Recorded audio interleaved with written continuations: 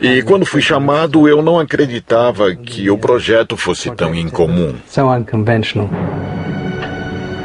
Cada divisão do motor Armstrong Siddeley Viper serve como um gerador para impulsionar a combinação do compressor turbinado de localização central.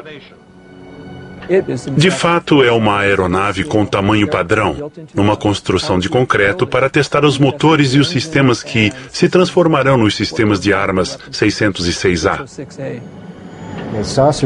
Os discos tinham que ter um desempenho magnífico porque o motor era enorme. Produzia tanta propulsão que a aeronave poderia decolar verticalmente e, de acordo com os estudos, poderia voar numa velocidade de 3 a 5 mil quilômetros por hora. O ar entra no compressor e, após passar pela asa interna, é liberado por uma série de aberturas.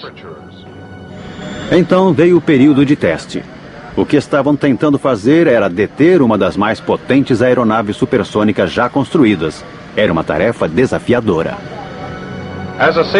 Como precaução, a parte do rotor foi fechada com um protetor de aço durante a operação. Quando John Frost ativou a potência máxima, o local foi evacuado. E havia uma ameaça iminente de tudo ir pelos ares. As células de combustível da aeronave poderiam explodir e tudo seria destruído. Foi um momento assustador. O motor ficou fora de controle e quase destruiu todo o projeto do disco. Todos desapareceram e foram se esconder atrás do prédio, exceto uma pessoa. Um dos engenheiros presentes no teste foi até o disco e simplesmente interrompeu a linha de combustível que vinha do motor. Depois disso, eles consideraram perigoso continuar e abandonaram tudo. O avião espião U-2 da CIA foi um Black Project, projeto negro clássico. Funcionou em absoluto sigilo por mais de 8 anos. E teria continuado em segredo até hoje se não fosse o dramático acontecimento em 1960, quando o piloto de U-2, Gary Powers, foi abatido na Rússia e detido por 2 anos até ser trocado por um espião russo. A própria CIA afirma que 50% das imagens de objetos voadores não identificados foram provocadas pelo U-2. O U-2 voou mais alto do que se acreditava que um avião pudesse voar. Não é de surpreender que a sua aparição, principalmente quando vista de outro avião, causasse tanto medo e admiração. Mas o fiasco do U-2 serviu para provar ao menos uma coisa. A não ser em caso de queda, a história de discos voadores alienígenas é um disfarce bastante eficiente para uma aeronave secreta em forma de disco. Pode-se manter a mentira por anos. Me assusta quando fala assim. O disco de Frost desapareceu na escuridão do sigilo oficial. E os observadores de OVNIs dos Estados Unidos fundaram uma organização. Em Washington, um grupo fechado e não oficial conhecido como NICAP, Comitê Nacional de Investigações de Fenômenos Aéreos, convocou uma conferência e reacendeu uma antiga discussão com a Força Aérea. O NICAP foi a principal voz da teoria do disco voador. Era dirigido por um importante escritor de ficção, o mesmo que havia lançado a ideia dos alienígenas naquela extraordinária coletiva de 1952. 14 anos depois, ele ainda estava caçando alienígenas.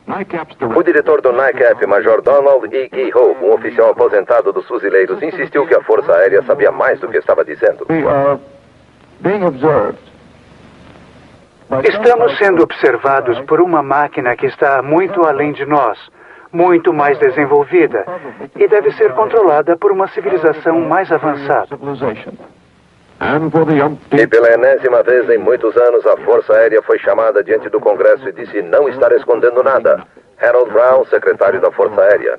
Nós não estamos escondendo nada. Tudo parecia tão simples. Os curiosos acusam os militares de encobrir uma invasão alienígena iminente, e os militares negam.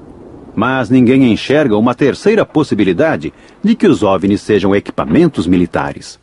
O governo teve muita sorte por esses curiosos entusiasmados serem tão bem organizados. Acreditamos que os OVNIs são reais e que eles vêm do espaço e que são controlados por vida inteligente. Acontece que tal organização não era um produto de sorte. O NICAP foi liderado pelos Homens das Sombras. Entre seus membros do conselho estava o primeiro diretor da CIA, Roscoe Hullen-Cutter, e o agente da CIA, Bernard J.O. Carvalho. O primeiro diretor da NICAP foi Nicholas de Roquefort, membro da divisão de guerra psicológica da CIA. E quando Keyhoe se demitiu como presidente da NICAP, foi substituído por Joseph Bryan, também da divisão de guerra psicológica da CIA. Mas o que dizia o próprio Keyhoe? Eram naves espaciais interplanetárias. Será que ele acreditava mesmo em discos voadores alienígenas ou teria ele alguma ligação com a busca do exército norte-americano pela tecnologia do disco voador alemão? Um homem que poderia saber era o engenheiro alemão Andreas Epp, que havia passado para o lado norte-americano. Numa entrevista gravada em 1997, ele surgiu com uma resposta notável para esta pergunta. Acha que os norte-americanos queriam manter o seu disco voador em segredo? Desde o começo, bem no começo, o Major Keyhoe estava no Pentágono, na divisão de OVNIs, e eles descobriram que a Alemanha estava construindo discos voadores. Mas seja quem for que estivesse por trás da campanha para propagar o mito dos alienígenas, ela teve muito sucesso. E que melhor lugar para um mito do que Hollywood, a terra dos sonhos. Ano 9 do espaço cósmico.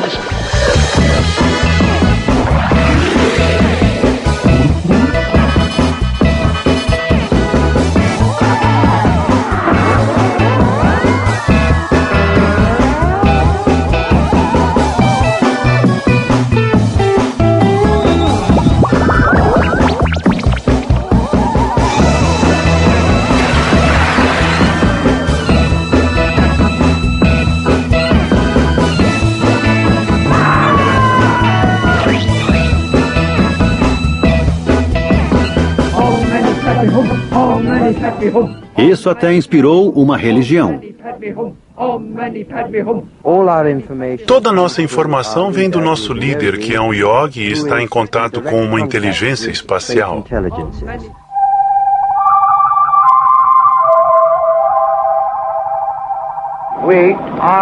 Nós somos seus amigos. Nós somos seus amigos. Por favor, faça contato. Então, em 11 de novembro de 1987, eles fizeram.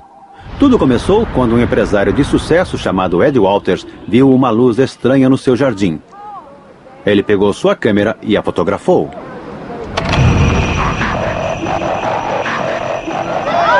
Foi a primeira de dezenas de aparições que viriam nos anos seguintes. Quando as fotos foram reveladas, elas mostravam algo que, com certeza, parecia ser discos voadores.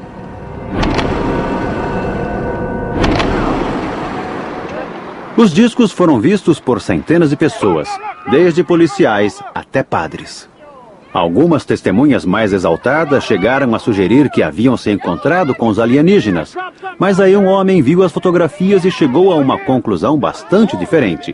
E ele sabia muito bem sobre o que estava falando.